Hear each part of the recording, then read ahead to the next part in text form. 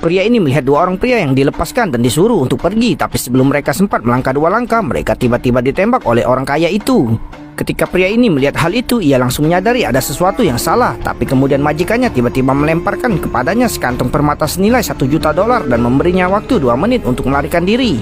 Baru pada saat itulah pria ini menyadari bahwa telah ditipu agar pergi ke Burma dan menjadikannya target sekelompok orang kaya ini. Awalnya pria itu berkata ia tidak ingin memainkan permainan seperti ini, tapi ini bukan tempat di mana ia bisa datang dan pergi sesuka hati. Sekelompok tentara bersenjata mengelilinginya dari belakang. Tak ada jalan lain, jadi ia harus segera melarikan diri ke hutan. Ia tak menyangka begitu 2 menit berlalu, orang-orang kaya itu berangkat dengan penuh semangat sambil memegang senjata di tangan.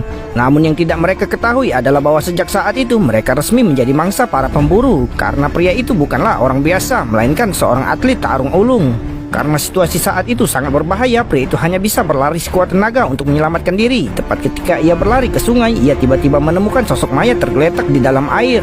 Jelas ini pasti menjadi target yang diburu orang-orang kaya terakhir kali. Namun pria itu sama sekali tidak panik saat melihat ini. Sebaliknya, ia dengan tenang mengubah posisinya dan mengambil air. Tapi ia ditembaki secara tiba-tiba. Untungnya pria itu tidak terkena tembakan. Tapi pria bertopi itu tidak berniat melepaskannya dan mulai menembaki ia dengan ganas. Setelah memastikan lokasi pasti pria bertopi, ia diam-diam menyelam ke dalam air. Benar saja, ketika pria bertopi itu tiba di sungai, ia telah menghilang tanpa jejak. Namun saat pria bertopi itu sedang mencari-cari, pria itu tiba-tiba menyeretnya ke sungai dan mulai memukulinya.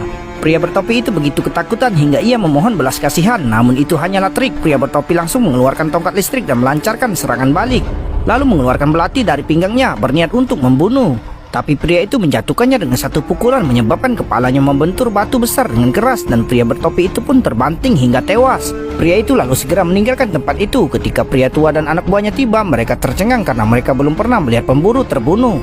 Tak lama kemudian pria itu sampai di sebuah air terjun, tapi yang tak pernah ia duga adalah pria tua segera membawa orang-orang kaya itu ke atas air terjun. Dalam keputusasaan, ia segera melompat ke dalam air dan bersembunyi di balik batu besar. Tapi orang kaya itu tidak berniat melepaskannya dan mereka mulai melepaskan panah ke arahnya.